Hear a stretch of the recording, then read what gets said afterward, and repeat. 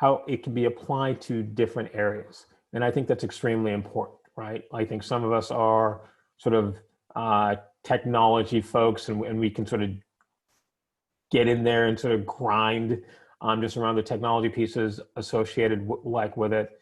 A number of us, might be analytically minded and sort of really sort of talk about conversions and what that means. And at the end of the day, it's really about how we can apply this to different industries. And I think that we have the right people today to really sort of go in and sort of talk about that. So again, my name is Anita Akadem. AmplifiedImpact.io is the name of my company. And I really appreciate the fact that all of you are here today. You have so many other places that you can be. And with that, I actually wanted to go ahead and hand it off to Stephen Fraga, who is an amazing gentleman himself. He runs 3 just amazing meetups. And I'm going to let him sort of take it away. Cool. All right. Well, thanks, Anita. So I run these meetups, and the plan is to try and get them more in action. I've been kind of slacking on them, and now I want to try to kind of consolidate them as much as possible for people that have the same interests, because they're kind of spread out.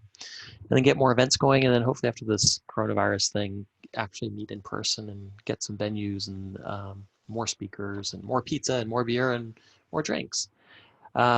So without further ado, I'm going to just introduce our speaker tonight. So his name is Ryder Meehan, and I'm going to share my screen so I can show you a little bit about his company and his LinkedIn profile. So let me get that going. Give me 2 seconds. All right. So here he is on LinkedIn, and if you want, you can find him by just Googling Ryder Meehan LinkedIn, and he'll be the first result. So Ryder is a co-founder and CEO of a company called Upgrow, and it's upgrow.io, and I'll show you that as well if I can move this out of the way. So here's Upgrow, and just watch out because it's upgrow.io, not .com. They're a full-service digital marketing firm, so they do all these things. They're really about lead generation for business-to-business clients. And if you, I know there's a lot of people in the industry here, but if you know anyone that needs something, they offer a free consultation. So you can quickly go over there. And then Ryder's obviously involved in the business himself.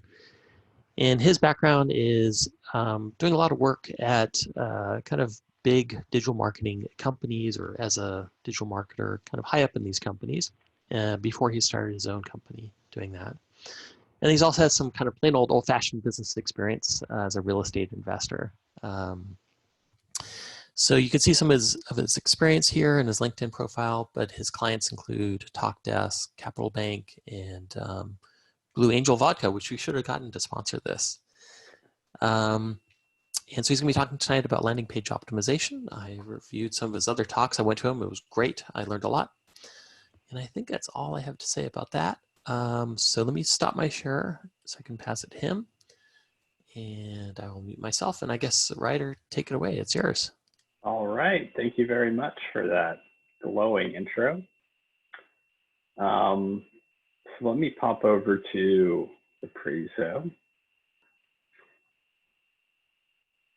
So I want to talk tonight about landing pages, conversion rate optimization, and what we can do as marketers, not being web developers, not being necessarily UX professionals, what we can do to still build high converting landing pages. And it's very possible. So Stephen, thanks for giving the intro. So this presentation is going to be about 45 minutes of me talking about myself and my background, and then we'll try to get in 5 or 10 minutes of content. Of course, I'm kidding. Just really quickly about me, 15 years of online marketing.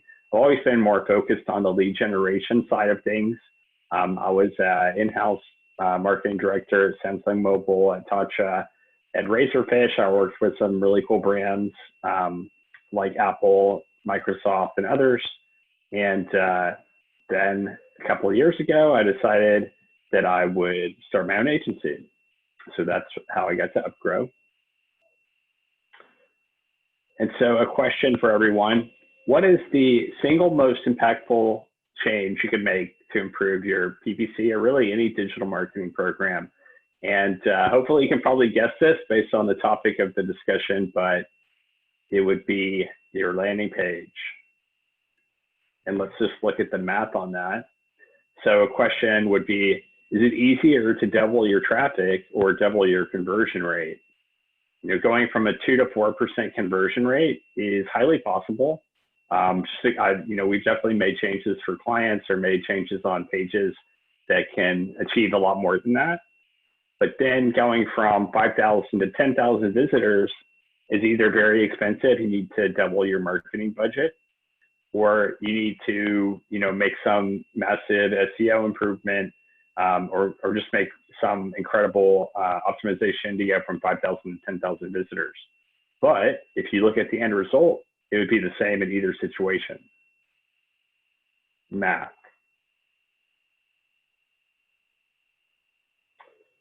So what's the secret to a high converting landing page? The ability to build, test, and optimize the full funnel gives a marketer more control over performance. I really felt this like when I was at Samsung or was working on bigger accounts at Razorfish. You would kind of deliver the traffic, and then maybe you have a web developer or web designer building the page, but they don't really have the marketing understanding that we would as marketers. So copy, feeling, and then if you want a large number of landing pages, you're really at the mercy of a web designer to create all those landing pages for you. So if you have, say, a keyword that's very specific, and it should drive to content very related to that keyword, unless you can get a designer to build that for you, you're just kind of out of luck. So as a marketer, the ability to create a large number of good-looking, high-converting landing pages is incredibly powerful. And with modern software like Unbounce or Instapage, it's very possible. So historically, as digital marketers, we had a lot of control over the lead generation at the top of the funnel. We could drive clicks and possibly even leads, but we didn't have as much control over interest, decision, or action. And if we add landing page capabilities to our skill set, we can go much further in this funnel and make a much bigger impact for our brands, for our clients, and for our team. So now I've hopefully hyped you up a little bit, got you excited about the importance of conversion rate optimization in landing pages. Let's look at the elements of a high performance landing page. So this is a good formula. Something to keep in mind, visually, when people get to a new site, their eyes go in a Z pattern. So if you look at the screenshot I have for speechsisters.com, which is a really well-designed and laid out and written website, you can see they've got the call to action in the top right, the gray button, and then the eyes go back and down to the left and then back and across. So you want to put your call to actions like in that Z pattern. That's why you want to get one in the top right corner, and then again, either in the middle or in the left side of the page. So keep that in mind when you're placing your call to actions. And if you haven't got a call to action, you definitely do want to have a call to action. Call to action is basically a button that is guiding a user for what you want them to do next. In this case, it's find a course. And then I like to have a softer call to action. So there's a hard call to action, which is basically like the buy now. And then the softer call to action is like to learn more. So you want to make it easy for them to buy, but if they're not ready to take the next step right away, then you've got a place for them to get more information. They should immediately understand the business when they get to your landing page. I've got a couple of examples we'll go through in a couple of slides to show you good and bad landing pages, but you really, we come across so many clients and just so many websites where you get so in the business. Obviously, you know what your business does, but try to take a step back and think, okay, if I woke up from a coma, if I washed up on a beach and there was a laptop placed in front of me, would I understand what the business on the screen does? And if they can't, within 5 seconds, you really need to think about the messaging and the imagery.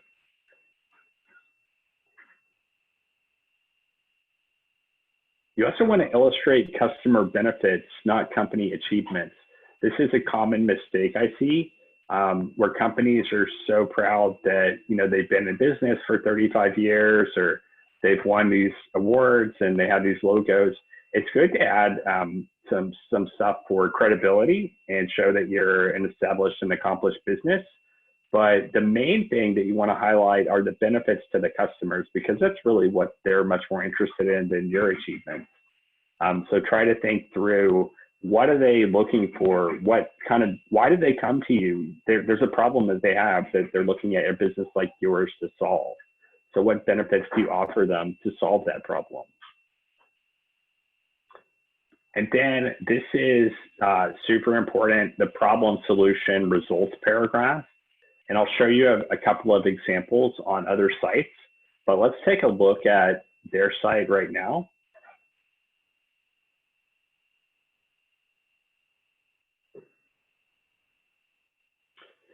So a couple of the things I pointed out. Yes, the buttons and the Z pattern, and then you've got a super clear, what do they do? Obviously, they teach children to talk. It's online courses, language courses for parents. So really clear what they do. The visual, the graphic, the mother and the child, very clear. It's not like a logo or a building or an abstract pattern or color.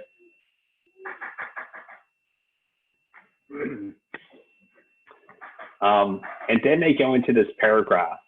In the paragraph, you want to be very thoughtful. Like I've written one on my website. It probably took me 2 or 3 hours to write 3 sentences because I'm so thoughtful with each word, and I think it's worth it in the long run. So the paragraph should have, what is the problem? What is the solution that you offer? And what will life be like after you solve their problem?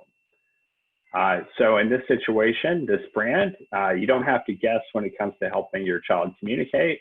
The problem is, you know, your child can't talk yet.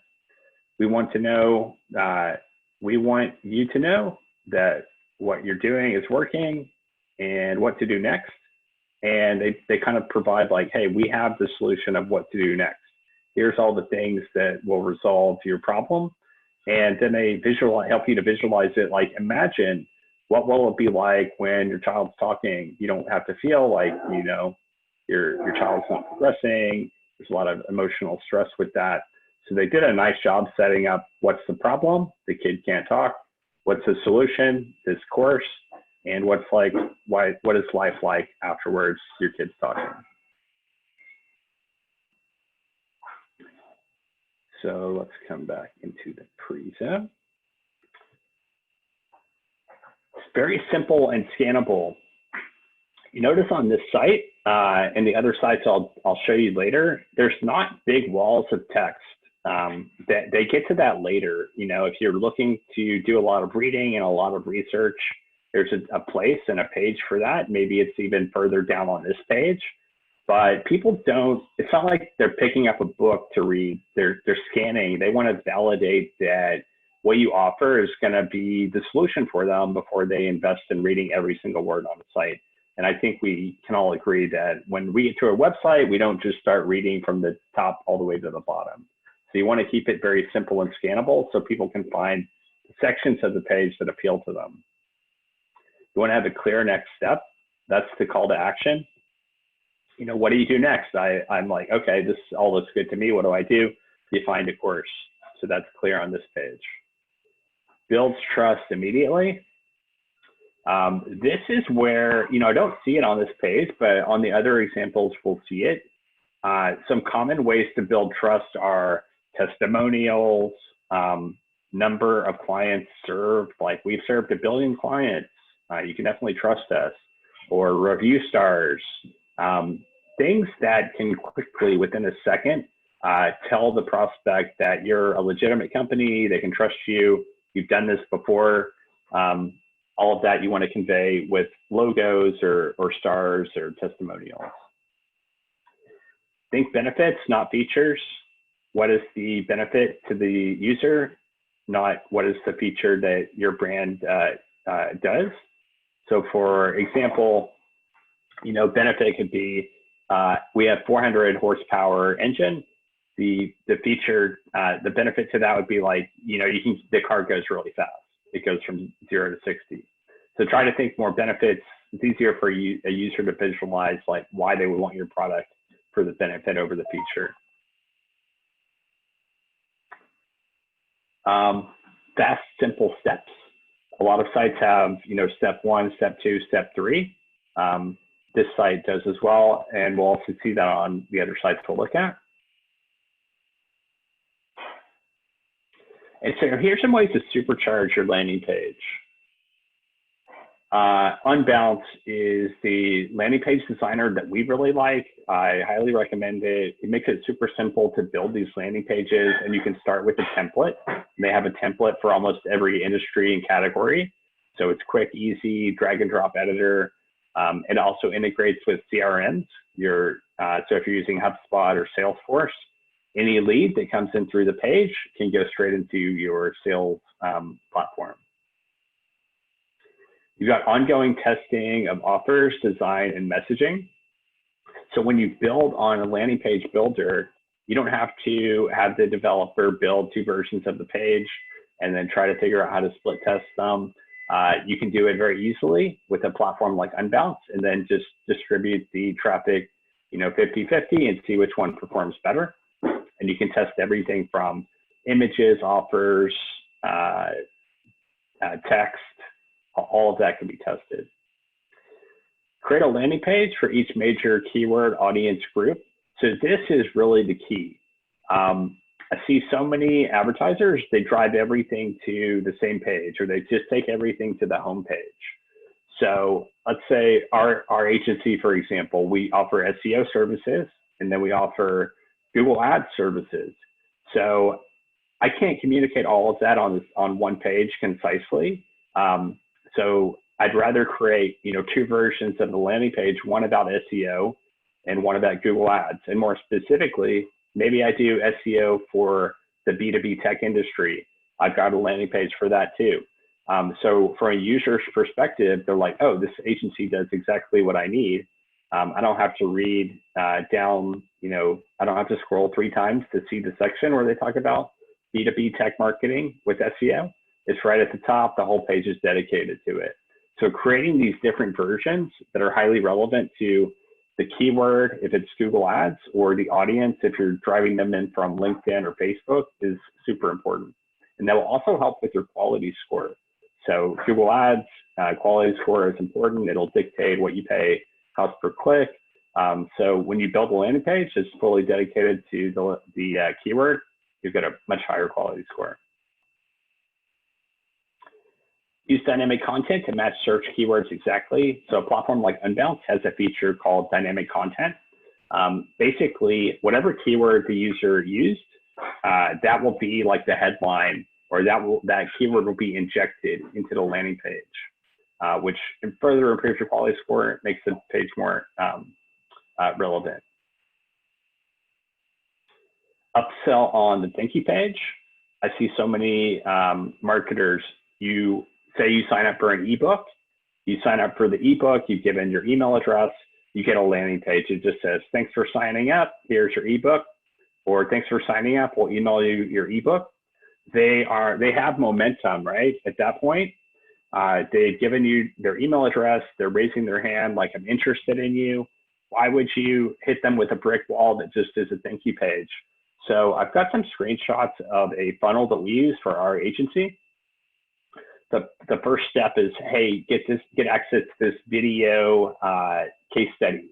We'll show you how we help the client to increase leads by 775% in 3 months. And so as soon as you fill out the form, yes, of course, you get the video and it auto plays, but it says, hey, this is step 1. You get the video. Let's go ahead and give you step 2, which is to schedule your call. So you don't waste any time. You keep their momentum going. Otherwise, they leave and maybe you retarget them, and maybe you can eventually get them back on the site. But why not just do it straight away? So let's look at some examples. So these are some bad landing pages, a B2C example. Hate to call people out. but this is, you know, it just looks like it was made in a long time ago in the 90s, maybe. Everything is about price too. You've got the cent sign literally in the logo. The mobile version of this page is even worse. And it doesn't like have a brand identity. You're just shopping kind of the lowest price. It's not even really clear what services they offer or why I should choose them over their competitors. And then the design just doesn't add a lot of trust. I guess they have the B2B accreditation, which is helpful, I guess, but just kind of an ugly, poorly designed page. Come back here. B2B example, funny enough, this is actually a relative of mine's company. And I've been begging him to invest in a new website. But so basically, when you get to the page, it's like, what do they do? You can't really tell what kind of company they are.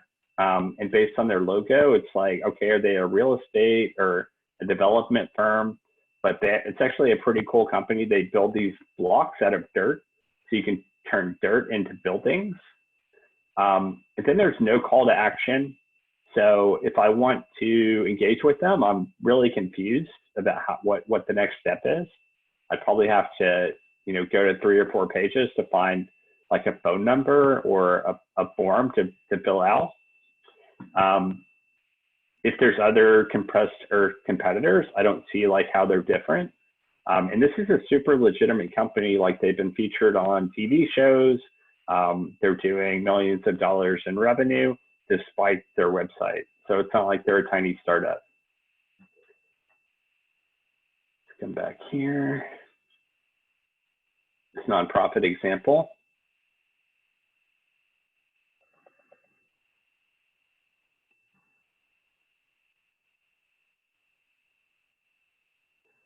So you might think like, okay, yeah, I clicked on the donate button, then I come to this landing page, but actually their Google Ads program, I Googled donate Africa, which is funny because they don't even have anything to do with Africa.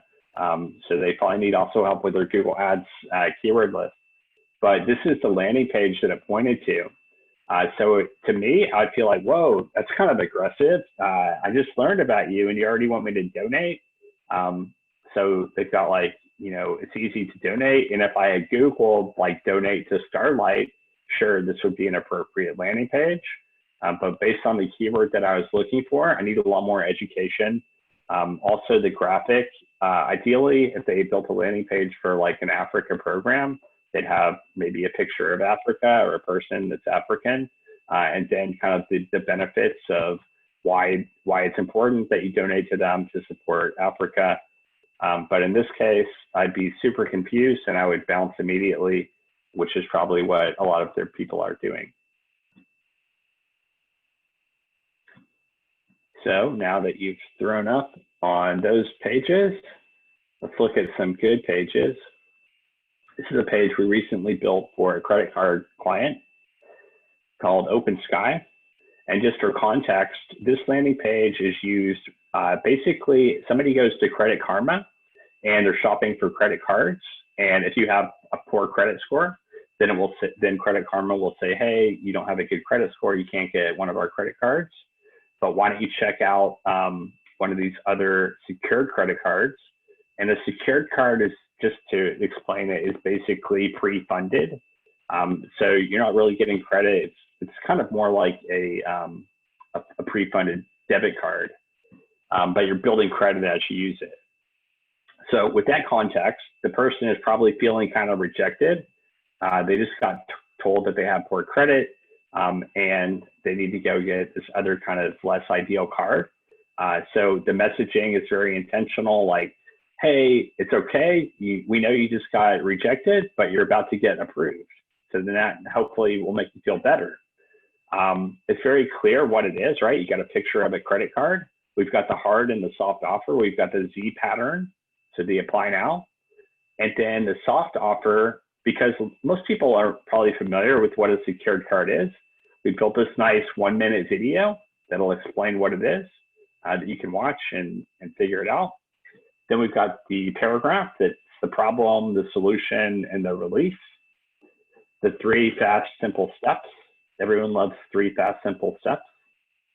Again, another call to action. The video again. And then more credibility with the review stars, the 23,000 Facebook fans. And what you'll notice is there's some things that we don't have, right? So there's no header navigation. That's really important. Header navigations can lead people on wild goose chases when they're reading your blog. They're just navigating all throughout the site. They're reading your About Us page, and they forget to ever apply. So when you give them kind of a tunnel vision, so it's like, hey, apply now, watch the 1-minute video, that should be enough to get you started. So we find that typically stripping away header navigation on a landing page is more effective. And yeah, this is a unbalanced page.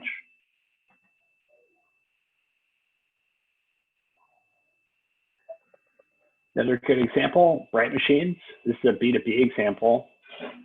Bright Machines builds these machines that can basically kind of replace a assembly line. So if you're building electronics and you're soldering together laptops or audio equipment, you might invest in a Bright Machines product. So basically, this landing page is what we built. You've got a super clear headline. What do they do? They automate electronic manufacturing. And this is actually dynamic text. So if the person Googles for audio electronic manufacturing, this headline will change and it will say automate audio electronics manufacturing or automate laptop electronics manufacturing. So this is dynamic. It makes it feel super relevant. And then the user's like, oh, damn, I was looking for audio electronic manufacturing. This is exactly what I wanted. I'm going to get the product sheet right now. Same thing. I mean, if you look at the unbalanced landing pages, you're like, man, these guys they consistently use the exact same formulas. That's because it works. It works really well. We don't have to reinvent the wheel. Also, people's minds are very familiar with the way a website should look. We've had clients that want to say, put the navigation on the left side of the screen instead of along the top, or do some kind of crazy, innovative type design. And typically it doesn't work as well just because people don't want to spend time trying to figure out your abstract design. Then we've got the paragraph, the problem, solution, result. Quickly summarize. This is important when you have a more complex product. You need to give a bit more information. So all the things that the product can do. Credibility builders like case studies are nice. Just kind of explain quickly the 3 kind of quick steps, how it works. And then again, the form. And what you'll notice is if I filled out this form, yeah, I get the product sheet, but then it says, thanks for filling out the form. Here's your product sheet. Why don't you go ahead and book a sales meeting right now? So that follows our same formula. And finally, TechSoup. Not a client of Upgrow, but I did like their landing page. So really nice. If your TechSoup does tech support for nonprofits, and you can figure that out within 5 seconds, I think. So the title makes that really clear. You've got the free assessment, call to action, and then really clear what they do, really concise. So nice work, TechSoup.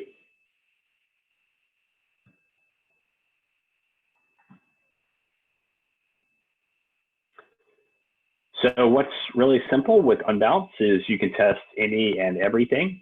Very simple. You can test headline, the copy, the order of the elements, the design, what the offer is, whether it's like a webinar or an ebook. You can try different images, different videos. this is just one example of 2 different landing pages we had. In one, we tried to focus them on signing up for the trial of TeamPay. On another one, we added the video to see if that would be helpful. And so that's just 2 versions to see which would work better. Other things you can consider, live chat is, we've added it to the Upgrow site. It doesn't get a whole lot of use. We might get 1 chat a week, but other clients we've added live chat to. It has a huge impact. Calendar booking tool. This is key. Like, I highly recommend this. If you go to the Upgrow site, you'll notice that we have this calendar booking tool. So instead of filling out a contact form, kind of giving me your name, email, and then I email or call you later to try to schedule an appointment, let's just get it all done at once. It's integrated with my Google Calendar, so it's going to only show you times that I'm available. And I found that the show rate when somebody books through the calendar booking tool is about twice as high because they've selected the time, and this is all integrated with HubSpot. So they get a text reminder an hour before our meeting. It says like, hey, you've got the meeting coming up, don't forget.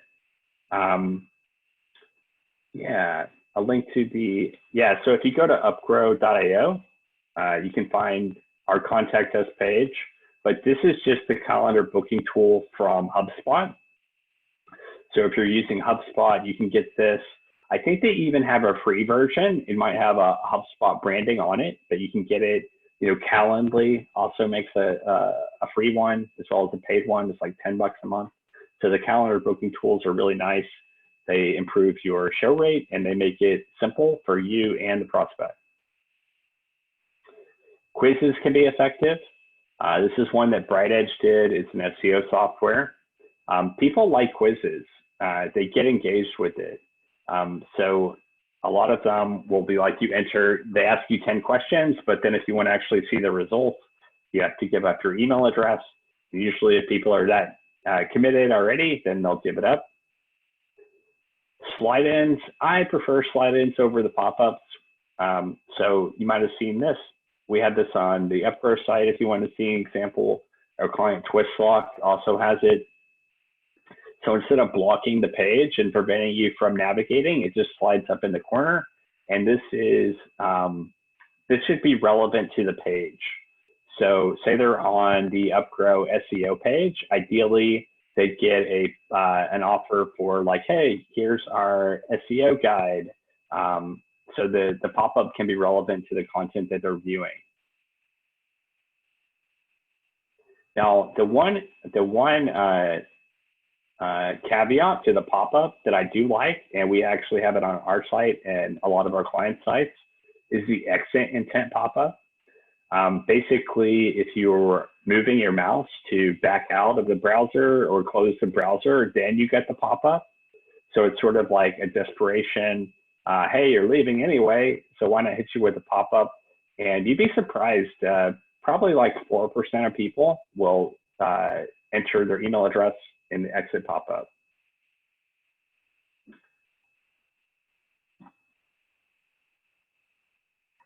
Yeah, Calendly is also a good calendar booking tool. Case study. So basically, this is a B2B tech client that we had. We moved them from just driving to their standard websites, from their homepage to their service pages, and started pointing all of their traffic to the landing pages that we were building on Unbounce. Before they had a 4% conversion rate. And then you can see on this trend line, like almost immediately, within 2 weeks, they had a 300% improvement in conversion rates. So went from 4% to 12% without any additional costs other than the design of the landing pages. So it works. Now, you want to, of course, set up tracking and analytics. I always recommend setting everything up through Google Tag Manager. Yeah, the B2B tech client, it was TeamPay. I had the graphic in a couple of slides earlier, but yeah, that was TeamPay. So we built these landing pages. and we started using these and testing them against their homepage and their other service pages. That's where we saw the big gain. So Google Tag Manager is basically kind of like a container where they can host all of your pixels and tracking. Google Tag Manager, think of it as kind of like a portal into your website. And so you can place all of your pixels and tags into Tag Manager without risking to break your website, and also without bugging your developer. So once your developer or you, if you're fairly tech savvy, installs Tag Manager, very simple for you to add pixels or tracking or tag things.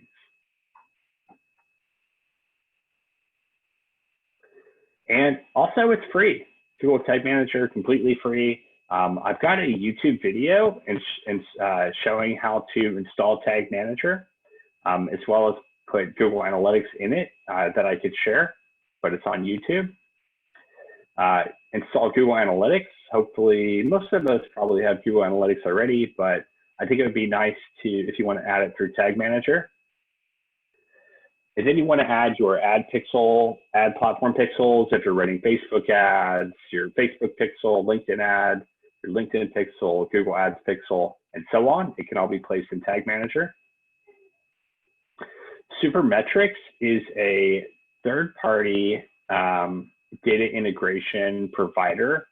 And the reason that you need them is when you're using Google Data Studio, you can integrate Data Studio. It's sort of like a dashboard for everything. So you don't have to go log into LinkedIn and log into Google Analytics and log into HubSpot and log into Salesforce, log into Google Ads, export everything, do some Excel wizardry, and then make a report when you have 4 hours to do that. Instead, Data Studio, it automates everything. All of your data and reporting is in real time. But to access some of those integrations, you need a platform like Supermetrics.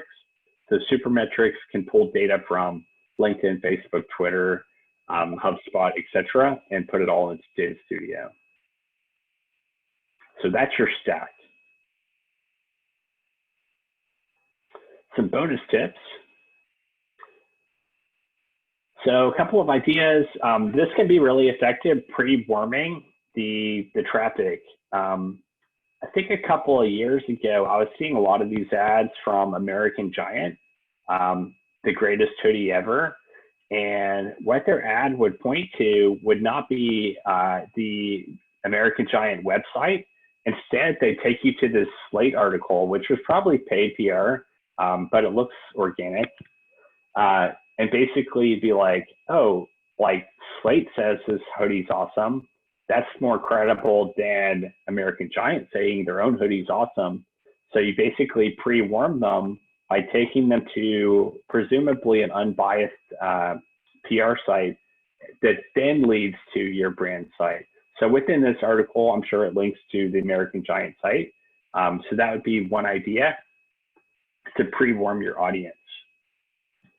Yeah, I'll find that YouTube video and send it out afterwards for sure. Why it works, users are warmed, they're build trust, especially if they know Slate. A third party saying that you're awesome is way more impactful than you saying that you're awesome. So how it would work, maybe email Slate, say, hey, would you mind reviewing our hoodie? Add a prominent and tracked link from their positive article to your landing page, because you want to be able to track and see, is it worth the additional cost of driving there, or would it be better to just point to our own page, and then you can figure that out. But we did a test for a client and found that pre-warming the traffic led to a 40% higher conversion rate. It's actually a beauty product. It was a skincare product, and it was driving to a beauty blogger. She had done a review on it, and people trusted her. So that had a very positive impact. Another idea is using heat maps. Heat maps, you can use Hotjar. Hotjar.com is also free up to a certain level. I think 10,000 page views a month It's free, so unless you have a really big site, it is free. It has a couple of cool features. You get a screen like this on your site, so you can see where people are clicking with the heat map. And then it also does screen recordings. So you can see a person's mouse moving around on the screen of your website. And usually you can figure out like where they're feeling lost or where they're getting confused.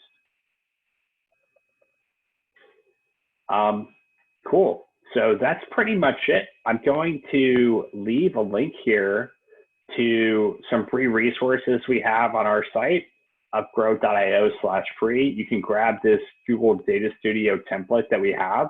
You just need to copy the template, connect your data, so you'll integrate it with your Google Analytics and other sources, and then you get a nice dashboard like this to view your website's data.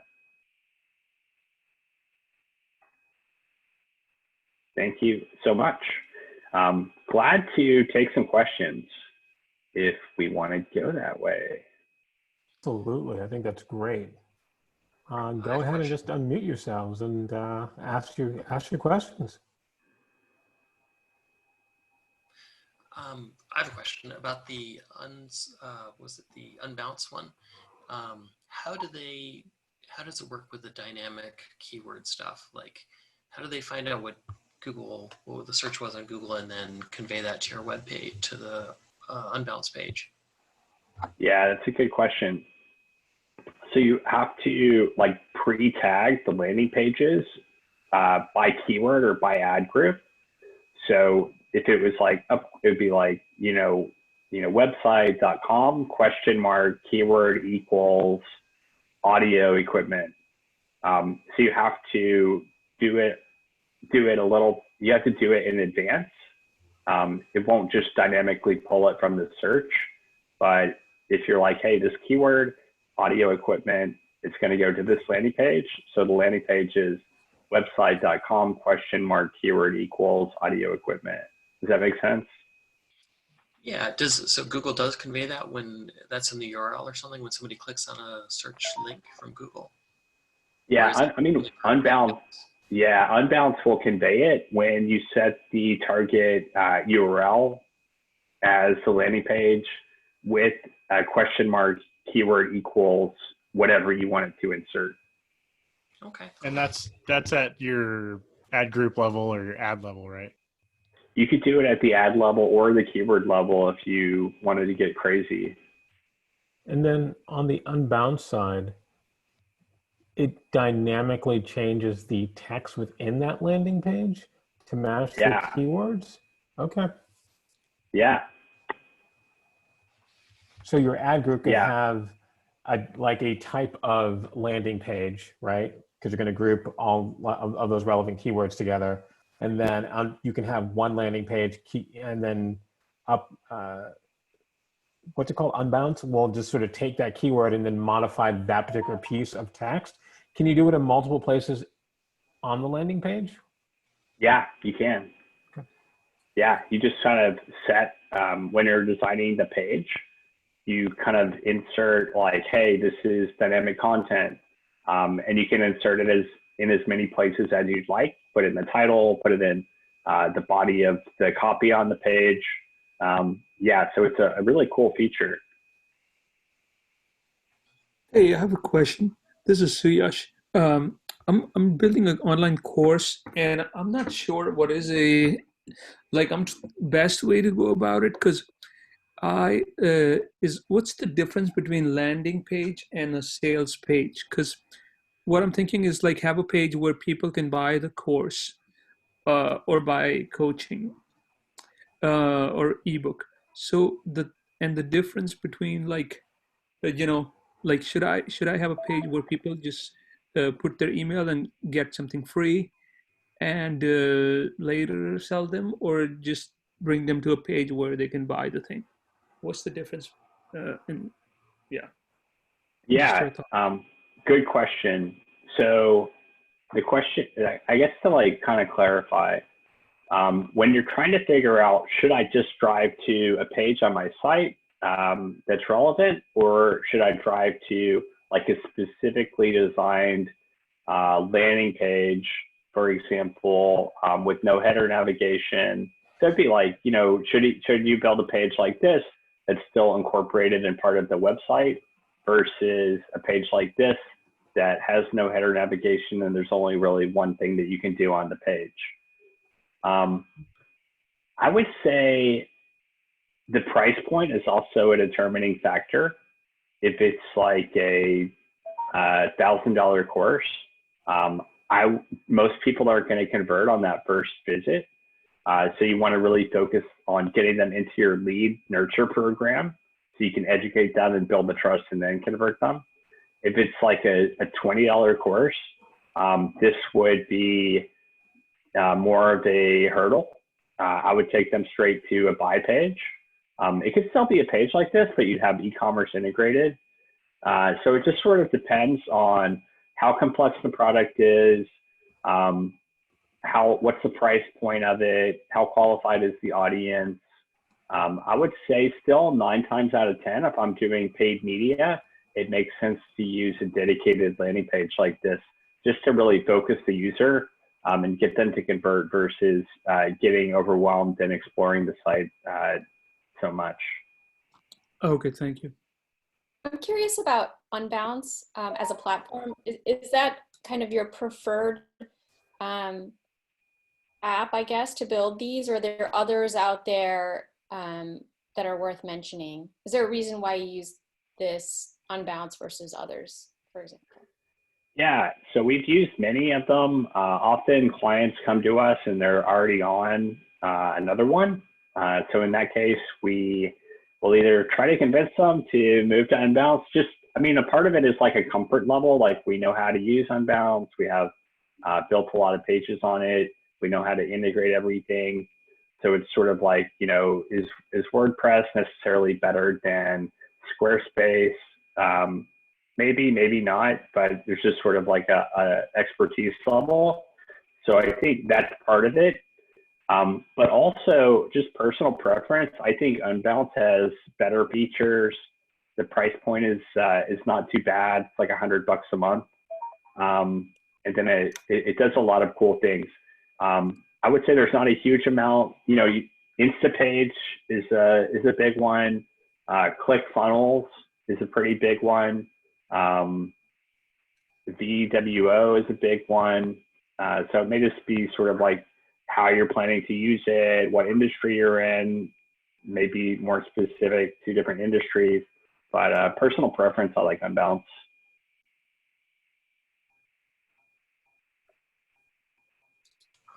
I have a question. Like, let's say you're starting a new website, and I know some people are here. Like, at what level do you decide, like, this is too complex for WordPress or Squarespace? How do you decide? There's like, ultimately it seems like HTML and CSS, and add your own features and all that is the ultimate in complexity and, flexibility. But how do you decide where you're like, okay, let's just go with WordPress Divi, then or WordPress and the theme, or Squarespace or Wix, or how do you know which one to use? Yeah, all can be good, all can be bad. It really depends, what your goals are. Personally, I've been only using Webflow for new sites that we build. I find that it's very flexible. It's dynamic. It has a lot of cool features. You have a lot of control over the design. So I try to guide people now to Webflow if they're building a whole new website. But yeah, I wouldn't say like, everybody should always move to Webflow. And I think it's also like, as a web designer or somebody that's designing websites, what's a platform that you're comfortable with, that you know how to use? Cool, thanks. Hi, I have a question. First of all, thank you for the presentation. It was very, very interesting. I really appreciate it.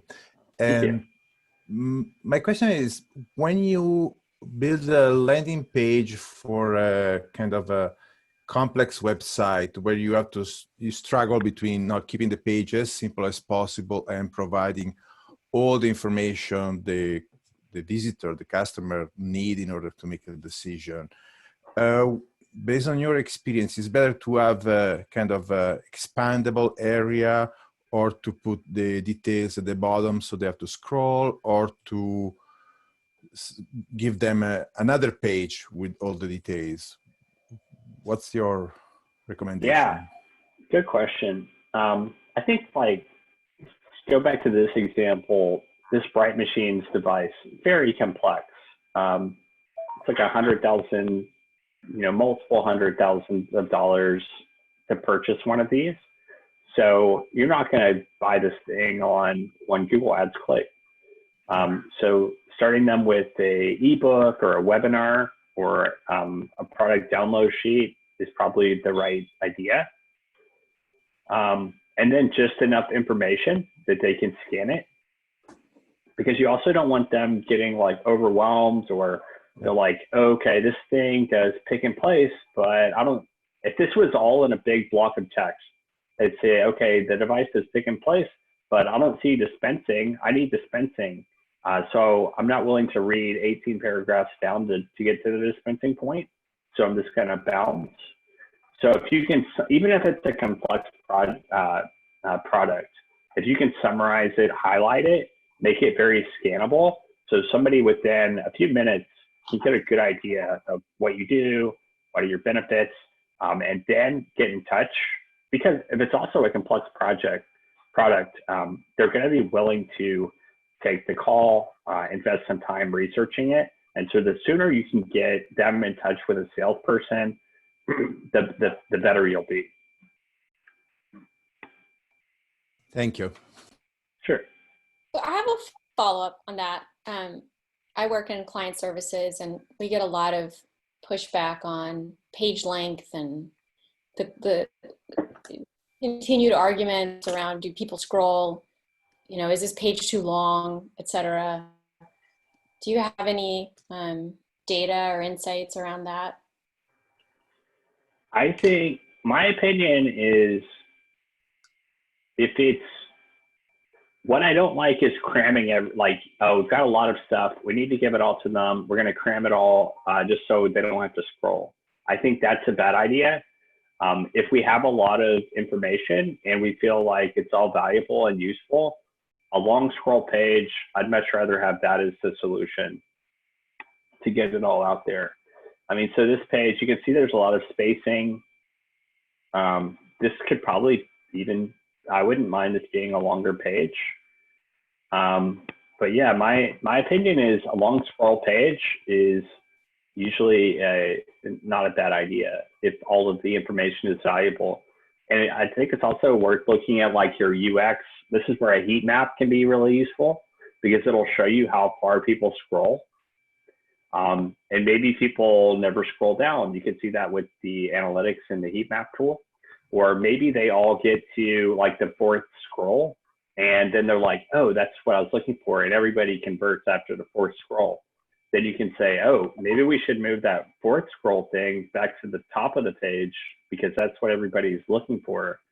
So it's really specific. There's no like perfect solution, but just kind of generally speaking, I think a long scroll page isn't a bad idea. I'm seeing them more often now. Yeah. Yeah. How does this look on mobile? How does this page look on mobile? Yes. The what's 4 scrolls on mobile, might be on the top on a computer. Yeah. So I mean, this page on mobile. This isn't a super long page anyway. I'm seeing a lot of sites lately where it is a long scroll page, but the top navigation takes you to sections of that long scroll page. And then if you need to have more information, then you can either have that as another entry in the top navigation, or you could have it as a hyperlink in one of those sections, lower sections, to go to a new page. Like, I don't know, if you're doing a breakout of features of a SaaS platform, which is what I do, then it could go there to give more detail. I really kind of like that a lot, because it does give you that. If somebody does want to scroll down on a single long page and grab as much information as quickly as possible, then you're enabling that. Yeah, the in-page anchor links, I'm seeing that a lot more too, as you mentioned, where you can kind of jump down to the section that you're interested in. So that's also a good design solution. Yeah, Ryan, it's a whole could you new talk a way of little bit building a about A/B website. testing? Because a lot of times there are these different ideas that are sort of brought forward. Do you want a longer page, a shorter page? Could just talk about a little bit of the A/B testing work that you guys do to sort of prove once and for all, hey, for this clientele or this particular sort of product, this is what we're sort of seeing sort of in real time. Yeah, we've definitely tested, should we add this section in? Is it just a distraction? Should we use a ton of information? And then we'll also try, probably the most common test is, can we just take people to book a sales meeting or a free trial? Or do we really need to educate them first with an ebook? That's a really common test that we do. But yeah, I mean, with Unbounce, it's very simple to create these tests. Create 2 versions of the page and then split the test. You could even do 3 or 4 versions if you have enough traffic to create a valid test. So yeah. And then how long does a test run to sort of give you good results? Yeah, it really depends on the traffic and making sure you have significant data.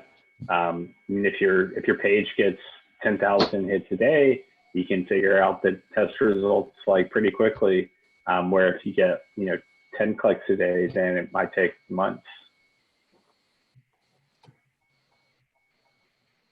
And that's great. That just helps us sort of set client expectations or our own expectations of sort of senior management, right? Because everyone wants this data right now.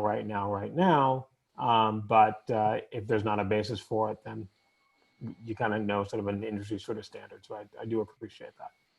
For sure. So does Google recognize a page? I mean, you want it to be simple and scannable and and clear, but is there a certain number of words you need to get on a page in order for it to be recognized as a page? Yeah, I've heard 300. Some people say, oh no, it's got to be 1,000. How do you have all the the simplicity and help people make a decision and click through to the next action, whatever that is, without giving them a wall of text. If you're looking at I don't know, 500, 800 words, that's an awful lot for a landing page. Are you talking more like SEO Google or Google Ads? SEO. Yeah, so with SEO, this wouldn't work for SEO very well because it is so lean in terms of how much content there is. This page probably wouldn't work well. So we'd create if they wanted to rank organically for electronic manufacturing in this example, we create a different page for that would have a lot more content. And then would you just point them to this page? What? Yeah, we would only take digital ads to this page. Okay. Yeah. Hey, I have a question. One more question. A question around pricing. So I'm new to this and I'm building my course, but I don't know how much to price. I've seen all kind of pricing from $50 to $200, $400 for something what people are doing in my area. And I don't know what number to put, honestly. Any advice on how to find the price, how to go about picking the right price that people will pay? I know a little bit about this. If this is related to a course, is that the one? Yep. What's the topic of the course? It's a design course. It's a designing for uh, augmented reality and virtual reality, 3D design. So it depends on a couple different factors, obviously how long the course is, how strong the demand is, and how strong the competition is on Udemy, Udacity, LinkedIn Learning, and free stuff on YouTube. So typically, I know more about the live courses, but I've seen things from like $30 to $90 on Udemy. I don't know about the more technical ones. This sounds fairly technical. If we're live, it would be like $600 to $900 for a 2-day course, or a 12-hour course. But you could probably find out just by looking at the competition on Udemy. And then unless there's something, like if your course comes with mentoring or some other live aspect to it that they can't get from just a video, then you can charge more, like, I don't know, like another $100 or $200. And I guess another competitor is Coursera. Ryder, do you know anything about that kind of stuff? Yeah. That wouldn't be, I wouldn't be advising as an expert. Yeah, I mean, I would just You're kind of definitely an agree. expert in So, yeah, like looking at my competitors and figuring out like where the market's at in terms of price. Yeah. So yeah, are there other things that the course has that people can't get elsewhere at Udemy or YouTube or whatever? Yeah. This course is kind of new technology, and I given talks, and a lot of people have liked it, and they want to learn more. And we've talked about boot camp, like a weekend workshop, but because of COVID and all that, I haven't. I don't know when that will happen. But this course is not in the. It's there in Udemy, probably by some people, but not very high quality. Coursera doesn't have it. There is some aspect on like lynda.com. So I think the one thing I like your idea is in person, like definitely like or personal like office hours or something like that. I can provide that would be unique and mentoring. And with that, I'm going to have, is there one more question that we can have before we do a quick sort of happy hour breakout session? All right. I want to, number one, thank. Can I ask, are all the sites that you're doing, are they built on WordPress? Most of our landing pages are on Unbounce. Most of the websites we build are on Webflow, although we have some on WordPress if the client, was already there and they wanted to stick on it. We have some on Squarespace. We have some on some other platforms. So that's always fun to use so many platforms. But typically, our preference, a new site will be on Webflow and a landing page would be on Unbounce. Does Webflow have a lot of that same? Is it grown a lot and have like that flexibility that you'd get with WordPress, where you can find the plugin to do the thing that you want to do? I would say it's less plugin driven. I think of Webflow kind of like Photoshop. The interface is actually pretty familiar if you use a lot of Photoshop. So you have like so much control. There's like all these little dials you can adjust. Like with WordPress, if you don't understand code, moving something like 1 pixel over is not easy. It's very difficult. With Webflow, it's like, okay, click the arrow key and then it moves. But then it's not so rigid like a Wix or a Squarespace that, okay, you can't control that because that will break everything. So it's, to me, a really nice blend. That's awesome. Okay, everyone. I wanted to sort of say thank you, but please don't go yet.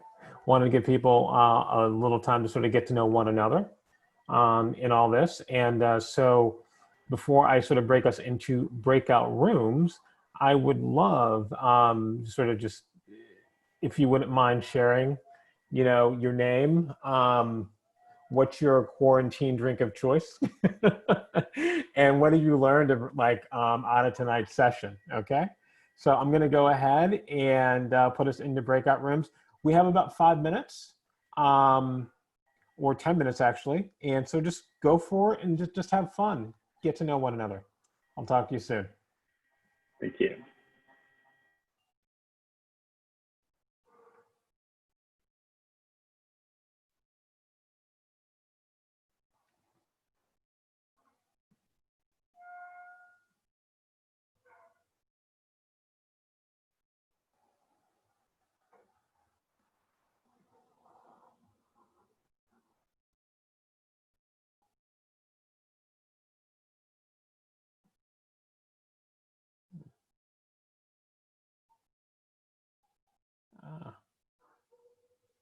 Kavitha.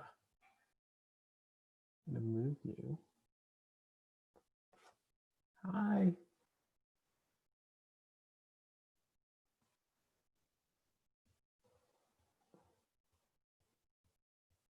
How you doing, Adam? Hey, I ended up in a room with someone who was maybe stepped away and was muted Oh, and okay. everything.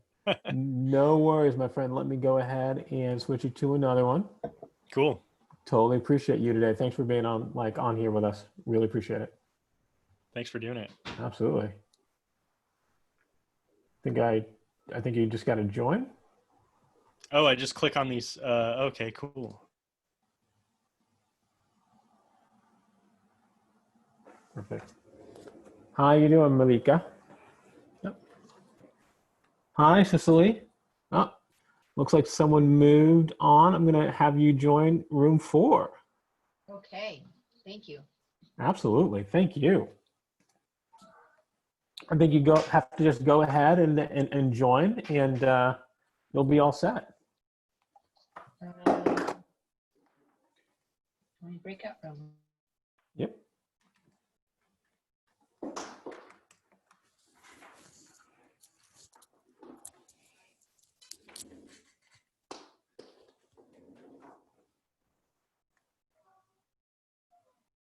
Where are you at? Oh, you're in Las Vegas or whatever. That would have been totally fun. And we could say no background so we can actually see what people's homes and like their stuff looks like. What does Las Vegas look like? I love all justice, my friend. So Are you sure about that? if we do that, then we can do one where it's all backgrounds, right? Like, where do you want to be? Well, I'm in Israel, so you reached really far. Oh, wow. That's amazing. Did you say Israel? Israel. Wow. Yes. Yeah. I'm American, but I'm in. What time is it there, Rachel? 4:30 almost a.m. Oh, Wow. dang. Well, Damn. thank you. You get extra kudos. Yeah. Absolutely. Yeah. We've been So back my for virtual, weeks already. when I don't have a virtual background, I've got 5 teenagers who wander back and across my background, sometimes in various stages of dress. So it's always better to put the virtual background so that I don't have my 18-year-olds standing next to me in boxers going, "What's for dinner, Mom?" 5 teenagers? Oh my gosh. So Rachel, Rachel, are you still running on alcohol, or you're already switching to coffee? Because it's 4 a.m. Yeah, that's kind of the I cusp. went to sleep for 4 hours and waited for this and put on an alarm. Oh, thank you so much. That's amazing. And I just wanted to sort of, in closing, just sort of thank everyone for being part of this today. I think it was really great. We definitely want to do more of these with you. So sort of expect sort of emails from myself and Stephen, really sort of inviting you to sort of be part of the conversation, part of the planning if you want, not necessarily, but if you want to, we'd totally love to extend that to everyone. And especially if you have some really great ideas about, hey, what are some of the other things that we can actually be talking about, right? Really do appreciate that. And lastly, we will definitely sort of have more breakout sessions next time. And put in a little bit more time so we can sort of refill our drinks, because I myself, oh, that's kind of interesting. Can't do anything. I'm empty. But I really do appreciate everyone today. And just since we are a small group, I actually wanted to go around and just, can you give me one word in closing to sort of close, symbolize sort of how you feel about today's session? I'll start. I thought that was great. Definitely love the breakout sessions. Good job with that, Anite. And Ryder, I don't know if he's still with us, but that was an awesome presentation. Yeah. Oh, actually, one more thing. It's probably Adam had a really good idea of putting your LinkedIn profile in the chat if you want other people to connect with you. I will say that I've attended many. We were on. I don't know how the word is pronounced. Frollo. We were off at vacation without pay since March 19th, and we were back at work on 3 weeks ago. And this was the first time I've attended a online marketing thing that intelligent people. I will take that. Thank you. Yeah, I liked there's a lot of detail here, and I like that a lot of what was shared can be used if you have the time to go and work on it. Yeah, very useful. Yeah, I have to agree with that. I was just wondering if this presentation was going to be sent out because Ryder did an excellent job. There's a lot of great takeaways. Some presentations, there's some hidden, sales pitch involved. But definitely this was great. Yeah. It was pretty subtle, I guess. It's really subtle. Hey, I hire you. Anite is recording it, so we'll figure out a way to put it probably on the meetup, the comments or something. Maybe a list of all the LinkedIn links too. I would have to get kind of permission from everyone, I guess. Although I guess they're putting in the main area here, but it's different to put it in front of everybody on that can go to meetup. No, to this group, you can't do that. I guess to this group. All your emails are spread out across a bunch of different places, unfortunately. Yeah. Okay, I'm just we'll figure that out. Yeah, I mean, feel free to go ahead and copy from the chat. I think everyone has permission to do so. Want to give the other folks an opportunity just to sort of chime in their sort of final words? I loved it. As strange as it sounds, it felt very much more intimate and warmer, and there was a nice camaraderie. Maybe it's because it was a small group and not 100 people in a company's conference space or whatever. But I really enjoyed it, and Ryder shared a lot of really great insights and information about landing pages. Thank you. Thank you.